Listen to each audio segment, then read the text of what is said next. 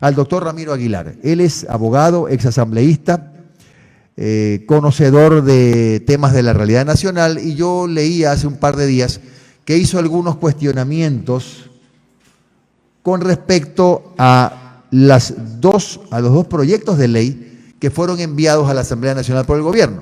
Muy buenos días, lo escucho perfectamente. Gracias, doctor. ¿Cuáles son los cuestionamientos que usted hace y por qué, doctor Aguilar? A ver, hay que diferenciar los dos proyectos de ley y los objetivos que tienen. Este llamado proyecto de ley orgánica humanitaria no es otra cosa que una nueva reforma tributaria. ¿Qué significa esto? Que a todo ecuatoriano que gane $500, más de $500, digo, $501, y no se olvide, Jimmy, que $500 es solamente $100 más que un salario mínimo vital. Claro. Entonces, la base de contribuyentes, la base de la pirámide es amplísima. Bueno, pues a ese contribuyente le está diciendo el Estado: usted me va a pagar un impuesto calculado sobre lo que usted ganó en 2019. El 2019, que era otra realidad, no puede ser traído como base de cálculo de un impuesto que se va a pagar en abril o a partir de abril del 2020, después de que no hemos trabajado 2 años y somos, bueno, 2 meses y somos víctimas de una pandemia.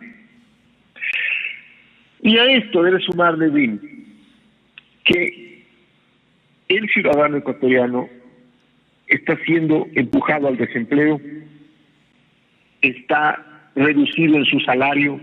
Muchas empresas privadas están diciéndole al trabajador: para que usted conserve su trabajo, entonces le vamos a bajar el sueldo al 50%. Y más del 50% de la población económicamente activa del Ecuador trabaja en el sector informal. Entonces, analicemos el tema. El gobierno le dice al país: yo he logrado que los tenedores de los bonos 2020 me den una tregua. No les voy a pagar hasta agosto del 2020. Pero para pagarles necesito $800 millones que me los estoy ahorrando en esta tregua para dedicarlos al sistema sanitario. Muy bien. Pero el gobierno al mismo tiempo plantea un proyecto de ley a la Asamblea Nacional de este impuesto que le digo al ciudadano y a las empresas que han tenido utilidades por más de $1 millón, igual calculada esa utilidad al 2019, y dice a la Asamblea: tenga este proyecto de ley con el que yo espero recaudar más de $1.100 millones. Es decir, Jenny, somos los ecuatorianos, es el ciudadano quien en esta tremenda crisis va a ver cómo el Estado le mete la mano al bolsillo para sacar más de $1.100 millones para poder cumplir con los bonos, con los tenedores de los bonos en 2020. Y además, doctor Aguilar, un punto importante para continuar con la conversación. Estiman quienes han hecho los cálculos que el 64% de esos $1.000 y pico de millones va a provenir del aporte de los salarios de los privados y los públicos. Ahora, si esa no es la solución, porque efectivamente es una afectación importante a los ciudadanos que trabajamos, ¿cuál es una alternativa que usted le ve? Yo he hablado aquí de la urgencia, por ejemplo, de renegociar la deuda externa. Yo no sé qué planteamiento tiene usted. A ver, el tema es más agresivo. A ver. Yo creo que es importante en este momento establecer un régimen muy riguroso de salvaguardia. Ya. ¿Para qué? Para contener los dólares que están dentro de la economía nacional y que no se vayan. ¿Por qué? Porque la salvaguardia, es una limitación de las importaciones. Ya. Entonces, como nuestras exportaciones se han depreciado tanto, no solamente el petróleo, sino el camarón, el cacao, el banano, la palma, etcétera. Entonces, porque no se olvide que la crisis económica es mundial. Claro. Con nuestras exportaciones depreciadas, ingresan menos dólares. Los pocos que ingresan, usted tiene que cuidarlos. ¿Cómo los cuida? Cerrando la economía. Es decir, creando un régimen riguroso de salvaguardia, muy riguroso, para poder conservar esos dólares. Segundo, no estrangular a las empresas. Las empresas necesitan un subsidio del Estado, una subvención del Estado, para poder completar lo que les falta para pagar la nómina. Sin intereses, no puede ser un préstamo con intereses, porque entonces al empresario no le sirve. Tiene que ser una subvención, para que a través del empresario se conserve el empleo. ¿Qué logra usted con eso? Que el empleado mantenga su salario y conserve la liquidez dentro del sistema para poder consumir y contribuir.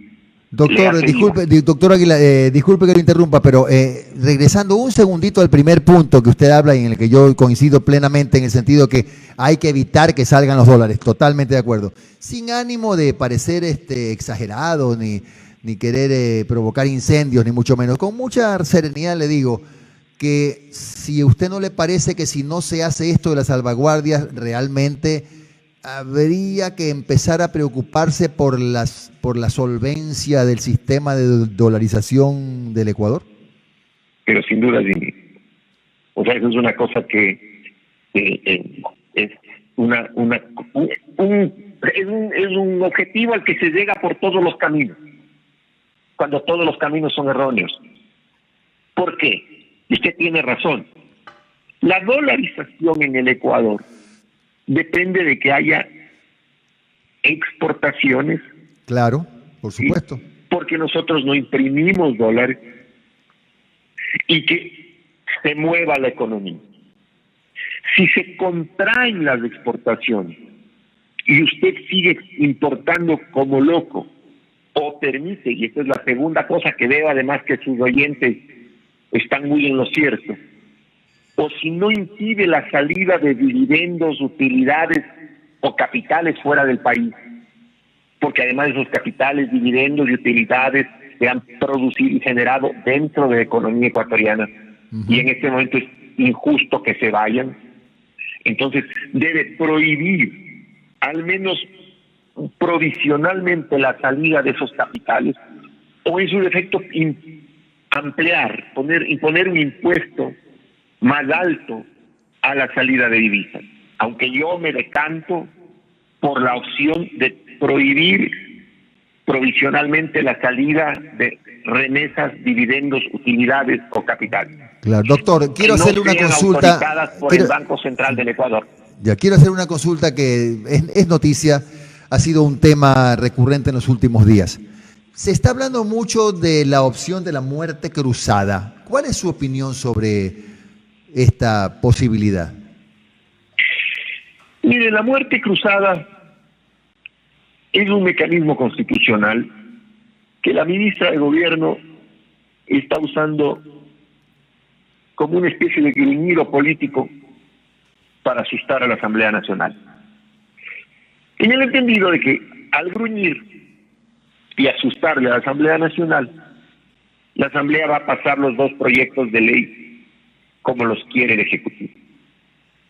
Pero esto pasa, Jimmy, porque la ministra de Gobierno está viendo solamente el carácter autoritario y necio de querer sacar contra toda lógica un proyecto o dos proyectos de ley de la Asamblea, sin sentarse con el ministro de Economía, con los sectores empresariales del país, porque yo creo que a este punto ya probablemente solo a dos bancos le sirvan las medidas económicas, ni siquiera el Comité Empresarial Ecuatoriano está de acuerdo.